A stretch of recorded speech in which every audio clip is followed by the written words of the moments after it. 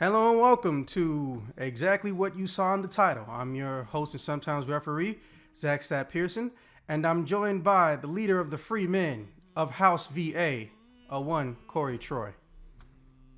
Hey, what's going on? All right, so as if it wasn't blatantly obvious, like with everybody else who's beaten the game, so obviously expect spoilers. We're trying to make sense of what we saw. And no, I don't mean the fact that they're moving through time and crap like that, or possibly moving through time and crap like that.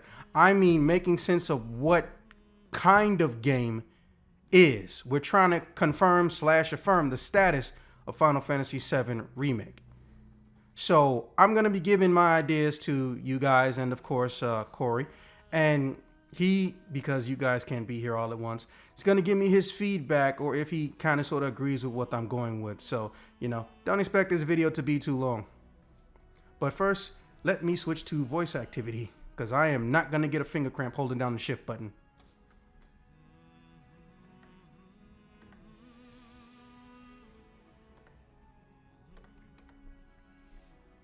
All right, can you hear me? Yes, sir. Cool. All right, so let me just start off by saying I appreciate Final Fantasy VII Remake. I know a lot of people give it shit because it's not what I wanted, but everyone should have known going in not everyone was going to be happy. Whether you thought it was a good or bad game in general, not everyone was going to be happy. There's never been a video game or entertainment product on this earth that people universally agree with as being liked. Except maybe bacon. But then there are parts of the world where people don't eat bacon, so it is what it is. Okay, so we're primarily going to focus right on the ending. So if people are looking for a timestamp or something to skip around so they can skip the spoilers, I'm sorry, you shouldn't be watching this video. Wait till you're done. Okay, you're at the end of the motorcycle chase. Aerith tells you if we go in there, we'll never be the same again.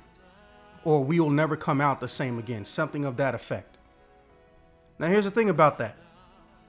She's not wrong, per se. Per se, she's not wrong.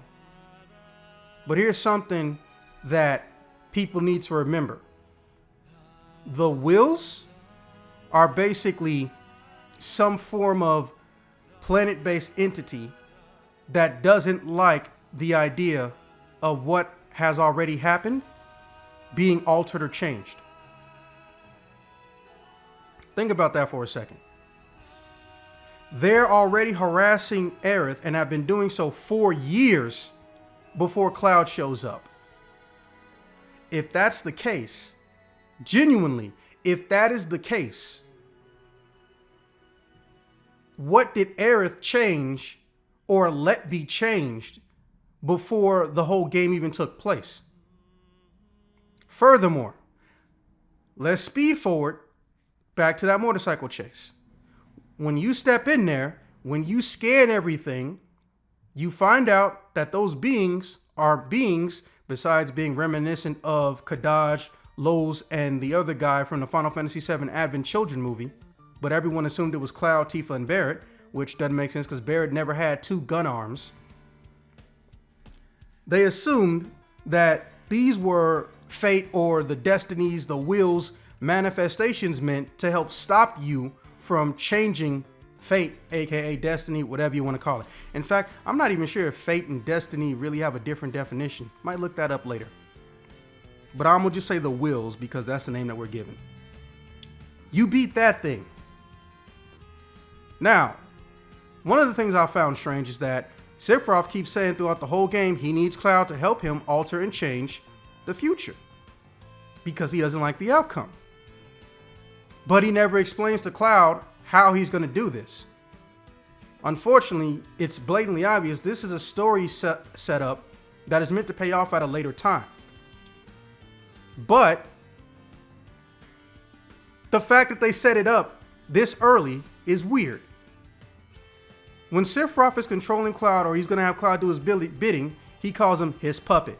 In the movie, in the old game, Cloud is his puppet, aka his bitch. But now we're at a situation where Sephiroth keeps saying he wants to change the future. And unlike Trunks, no one's really on his side about that. So let me ask you something.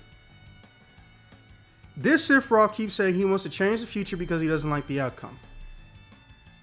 How the fuck does this Sephiroth know that unless he's the old Sephiroth from the fucking game? I can't be alone in thinking that. Did you think that too?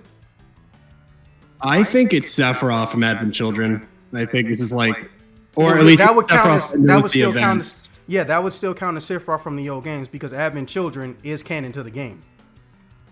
Yeah. So yeah, and then here's the thing about that. Sephiroth, fucking, bro.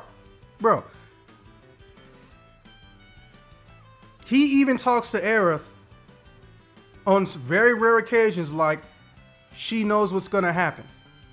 Also, that flashback, which wasn't really a flashback, but that hallucination Cloud had when he meets that first numbered guy that we never see the face of. His roommate who had the bubblies, which that whole fucking thing, I know it was scary and ominous to people, but I was laughing my ass off the whole time. Even when Sephiroth showed up, I was like, what the fuck? Did Sephiroth possess somebody who had the runs? Dude, it was funny. But anyways, what are all those people saying? Reunion. And they're going up a giant greenish looking tornado storm on a rocky surface like a mountain. Bro, that's Cloud. That's the whole crew watching, or at least, that cutscene that shows up when you find out Sephiroth's body is in Mount Nibble. I think it's called Mount Nibble. And he doesn't want to give the black materia to Sephiroth because, that'll cause the end times. Because he'll use it damn near immediately, which triggers Act 3 of the original story. I figured that shit out like within 10 minutes. But also remember, one of the dude's names is Marco, so he's not, or at least we don't know if he turns into Kadaj and the other ones later on. Then we meet another one that's so proficient in turning into Sephiroth, he can even get the wing and fly.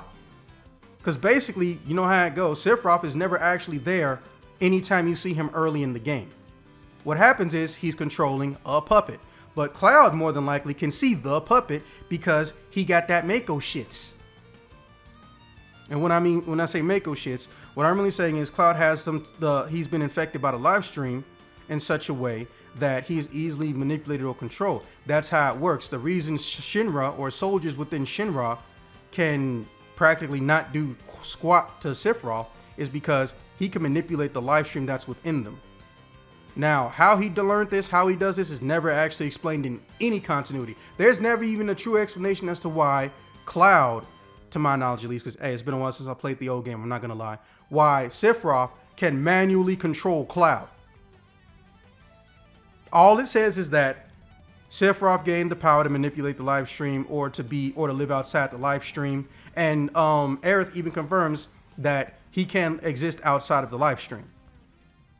So, and it's, if you listen to On the Way to a Smile, which takes place in between the game and the Advent Children movie, that 2 years of time, fucking, what ends up happening is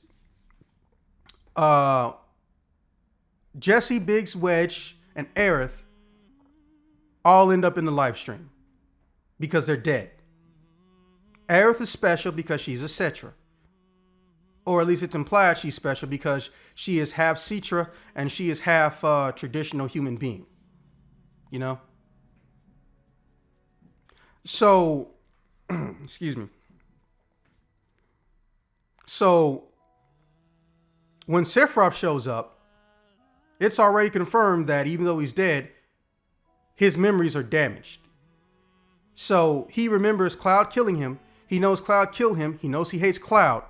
He knows he loves his mama. Not his real mama, but Jenova. He becomes Jenova's witness, and he starts saying, I will not just remain here, which somewhat mirrors what he says at the end of Advent Children when I will never remain as just a memory. Because he can live off the energy of his fangirls. But I digress. So we already know that even though Sephiroth is not omniscient, if I'm saying it right, we know he's not omnipotent, whatever the fuck that even means. We do know he is, for lack of a better term, and maybe it's been used before, but I've never seen it be dubbed, omniconscious.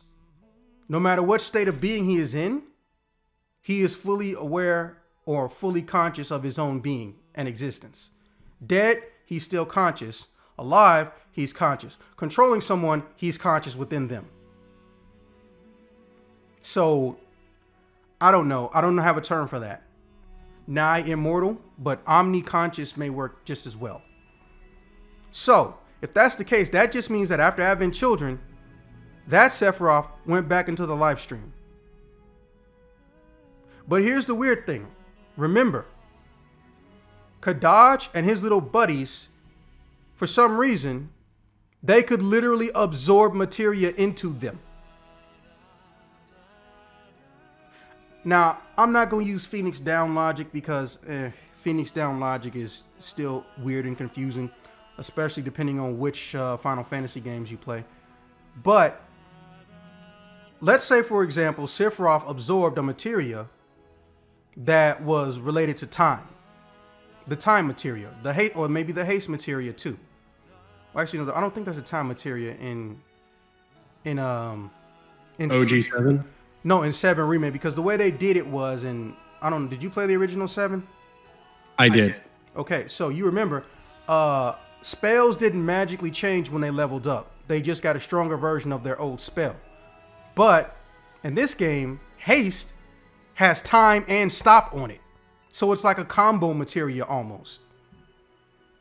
Wasn't that how it was in the original though? Because I know. I don't Oh wait, know. no, wait, no. No, because I don't think it was. Because you got to remember, when you got fire, it was fire 1, fire 2, fire 3, or fire, fire up, fire aga, the traditional shit. When you got haste, it was different. Haste didn't level up. It was just, here's haste, and then you can put it on a materia, the all materia, which makes everyone get the haste ability. So haste now has time, haste now, or now, which is now the time materia, has stop, and it has speed up. So I'm just like, I don't remember that being a thing. That being said, that's a unique situation. Memory's fuzzy and whatnot, you know? It might just be like one of those like modern, game design things where like, okay, well, let's combine it. Yeah, because they did say they were going to modify materials that weren't applicable in this type of game setting and make new ones too. Also, I am a little disappointed by Enemy 13. Motherfucker, you get like 30 or 20 in-game attacks by having that materia equipped and being hit by an attack. But in this game, Enemy 13 only has 4 moves it can steal. But that's another gripe for another time. Wait, real quick. What's up?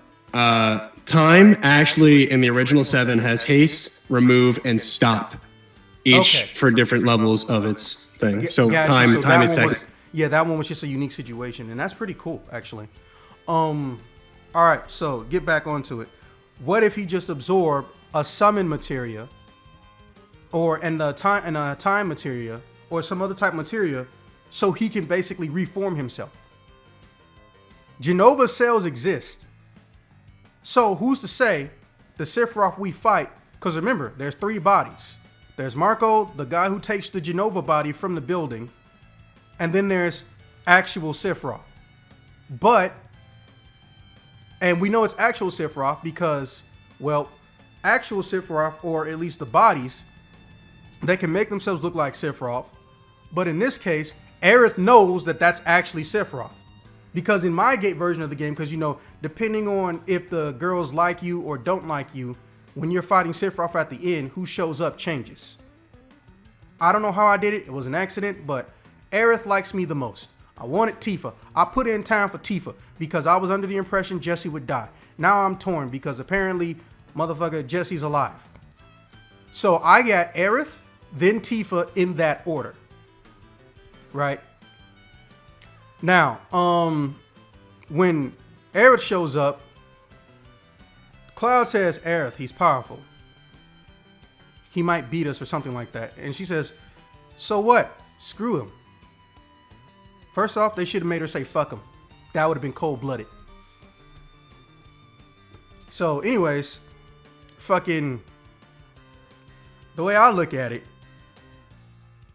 I think Aerith knows what's supposed to happen to her because the will showed her, which I don't know why the fuck they would show. If they want her to comply, why would you show her she's gonna die? But you know, story writing is all over the place. I know people like to say this game has Nomura syndrome, and here's the thing: that's a cop out. It's not inaccurate, but it's a cop out because see, here's the thing: the original writer of the main scenario is back on this game, so it's not like it's just Nomura. Also, courtesy of Final Fantasy VII Remake Ultimania, the book that goes into details with developer commentary and shows off data about the characters that isn't in the game, which I don't know why the fuck it's not in the game, but hey, they wanted to sell a book, so.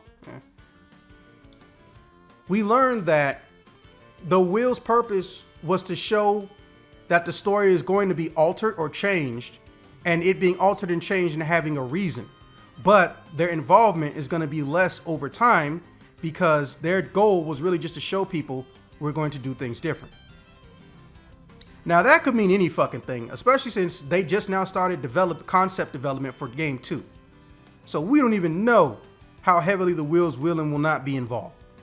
But if they seem to have the ability to revive people, that explains why Biggs, Wedge, and Jesse are all alive. That explains that with no issue. Because remember, Sephiroth tried to kill Barrett, which not sure how there's no blood from that shit, but the will said, bro, get your ass up, and they pulled a Phoenix down out on his ass. So because they did that, we have now seen two things that they can do. They can implant memories into people. Three things. They can implant memories into people. They can create invisible or visible physical walls or barriers to keep people in or to keep people away from something. And they can revive the dead. So based on what they can do alone, if Sephiroth can use any part of their ability or could steal any part of their ability, the actions he's performing make sense. Now here's the thing though. They call this game a remake, right? So if they call this game a remake, but in order for this game to exist and be happening, every single event from Final Fantasy VII and On the Way to a Smile, or the Final Fantasy VII audio dramas, and then the Final Fantasy VII Advent Children movie happened, canonically established for these characters. That means, literally, this isn't technically a remake. Literally, technically. I don't think that's proper grammar, but this whole situation is weird. So, that means that just by going through what we saw in the story, everything in Final Fantasy VII Advent Children happened because Sephiroth was there, and possibly Dissidia, because this Sephiroth has upgrades that did not exist. And unlike the other people who are modified by them being in an altered timeline, explaining why Aerith's dress is a little different, Tifa has extra pieces of clothing, and Barrett's entire gun arm is different, or rather, not really his gun arm, but Barrett's entire, actually no, Barrett is like the least changed motherfucker out of the crew. Oh yeah, they gave him sunglasses, woo. And stuff like this. Also, remember, Hojo got hit by the wheels. Hojo is the only character we've seen physically be touched by the wheels. And also, it was weird. It didn't seem like in the very next cutscene he reacted to it or responded to it. Hojo said to Cloud to his face, "Bitch, you were never in Soldier." And that's what really triggered this whole thing. Because think about it for a second. In the original game, Cloud was in Soldier. He just didn't make it to Soldier First Class. He was just a grunt. Yeah, he was like third class, which is basically barely above security officers. They're the most basic soldier. They don't even have a specialty. So that dude said Cloud is not even in Soldier. That means Cloud never showed up to train. But Cloud has people who recognize him, because when you're in the cafeteria, the same guy from the beginning of the game who knows who you are and says, "Wait, don't shoot Cloud before you jump on the train," at the end of the blowing up the first reactor in the beginning of the game, He knows who you are and he trained with you. And if he didn't, how the fuck does he know you? How does Zach know you? How did you get there? Ever like hit the rank of soldier? No, that could be what it means. But here's what I'm telling you. I mean, I get what you're saying. I'm just saying, like the wording is fucking weird because of the way that they even do soldier. They explained it years and years ago, and new people are still trying to. Well, some new people are trying to hypothesize that, oh, this has to mean something. It's an anagram. Like, no. You're forgetting how Japan works when it comes to English. Soldier, all capital letters, and with a space in between them, which is weird in and of itself. It doesn't stand for anything. The organization's name is Soldier. It's a Shinra-run military and security defense force. Even though they're not owned or run by Midgard, because the mayor even tells you that, and it was like that in the old game too. The thing is just that statement is very, very nebulous, but it's what triggered this whole thing and me putting all the Lego pieces in order. By the way, how the fuck does Final Fantasy VII not have a Lego piece? But that's another story. Hojo specifically says you're not in Soldier. In order to get experimented on, you have to join Soldier. But they also confirmed earlier in like a chapter before that one, or the same chapter, Cloud has a limited lifespan because once you get infused with Mako to join Soldier, it shortens your lifespan. So it's all kinds of fucking weird. The best I can figure out is Cloud's consciousness was fading in and out when Zack got him. And the reason he experimented on Cloud because he kicked Sephiroth's ass was because Cloud was at Nibelheim. Because Cloud never left all the way to get into Soldier, or when he left, something happened almost immediately. Also, I'm a little bit unsure about something. I'm not sure what chapter it is. I think it's chapter 3 or chapter 2. It's the chapter where you're running around with Tifa. He tells her it's been 5 years since we've seen each other. Tifa sounded confused by that statement. She sounded confused in such a way that it couldn't have possibly made sense. Also, it was like, wait, I can explain that. Yeah, go ahead. Because it was Zack and Sephiroth's Cloud was like trying to hide himself because he didn't make it to that rank of soldier. Do you remember that? Yeah. He puts on a helmet in the original, like you can see him. He shows up and he turns right back around. He puts on a helmet and he comes back. He doesn't want to be seen because when he wanted to come back, he wanted to be like where Zack is. Yeah, but he's not there, so he's not impressive to Tifa. I know a few guys like that. It's hard to gauge where they are because, you know, some people have insecurities that they didn't know were insecurities. The thing is,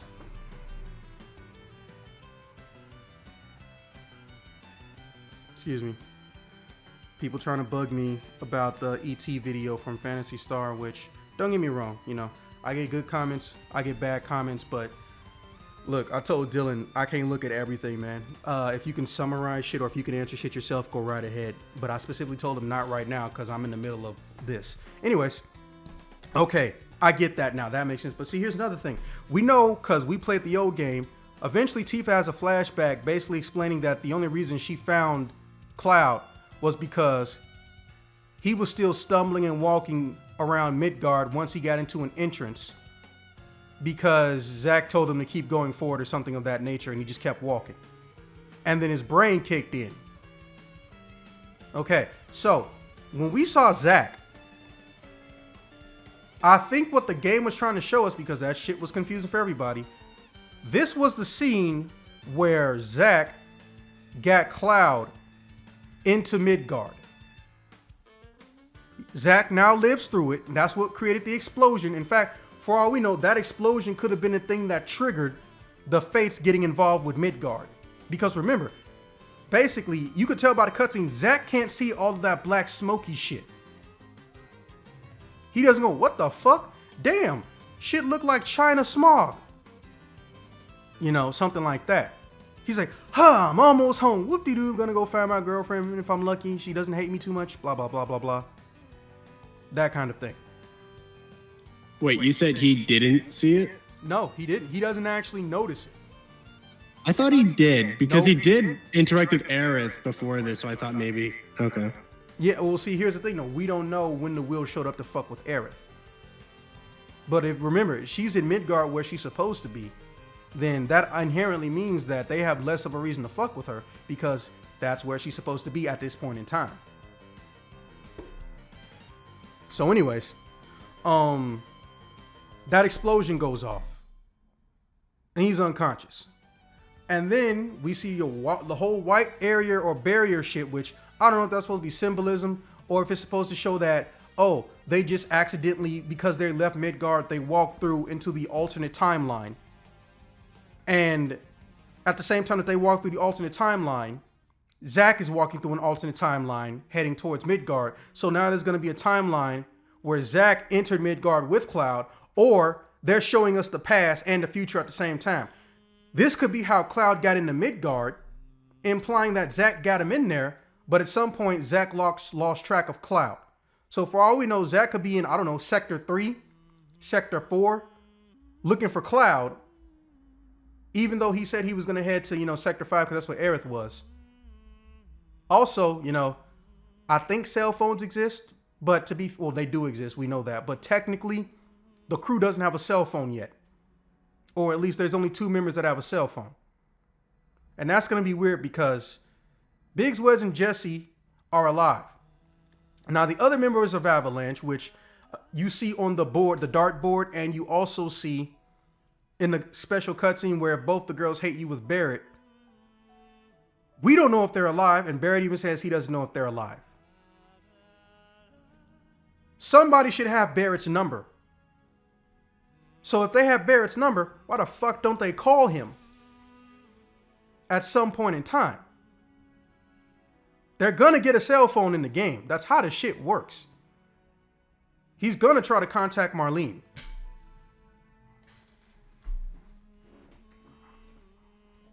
So, anyways,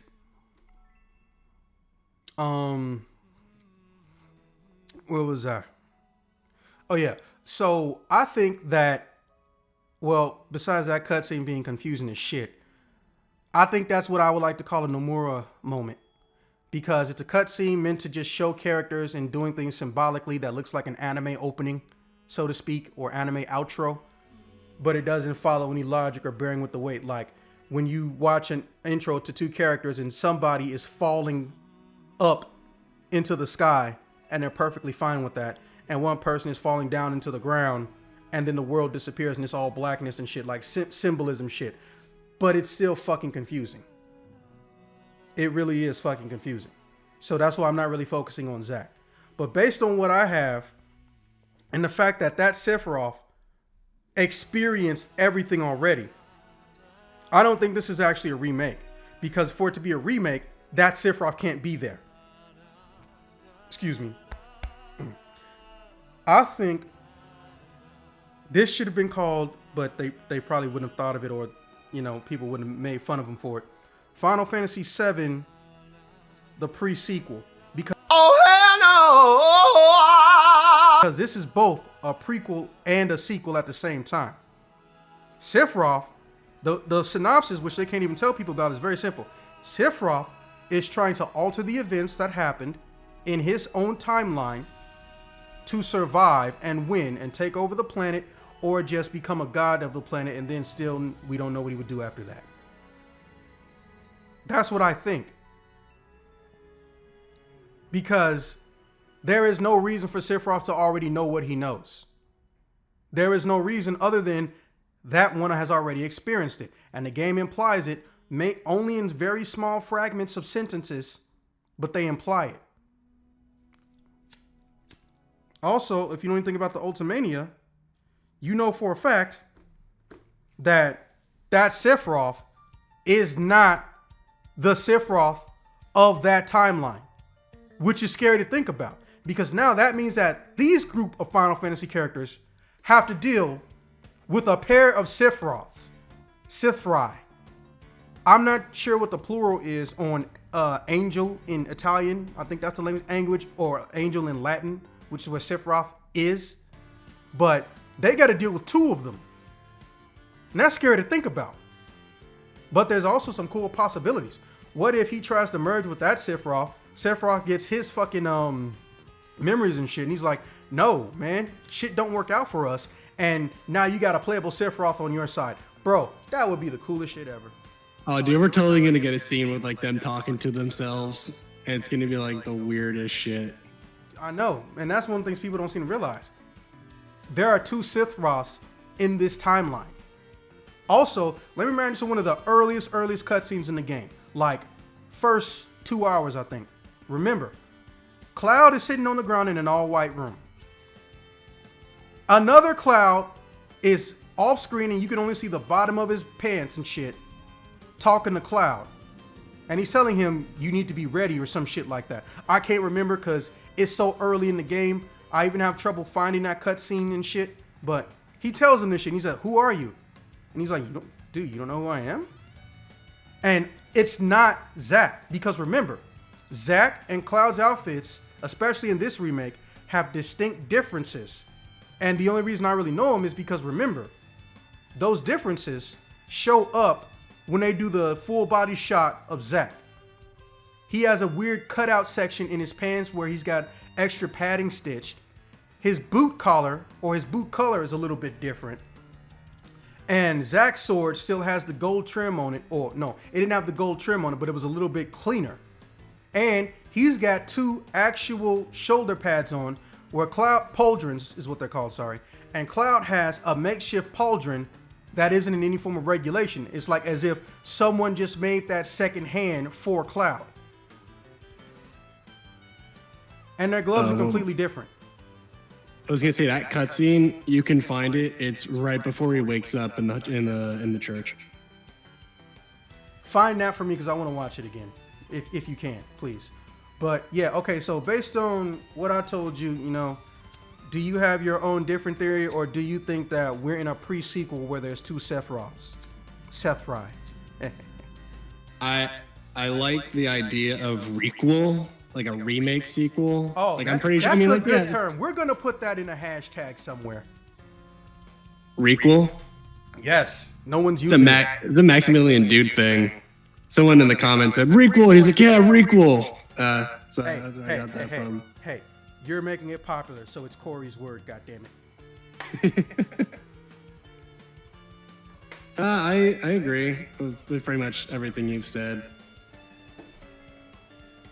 Damn, don't get me wrong, I'm glad you agree. That kind of makes me happy on the inside, but I was hoping you would have a difference of opinion.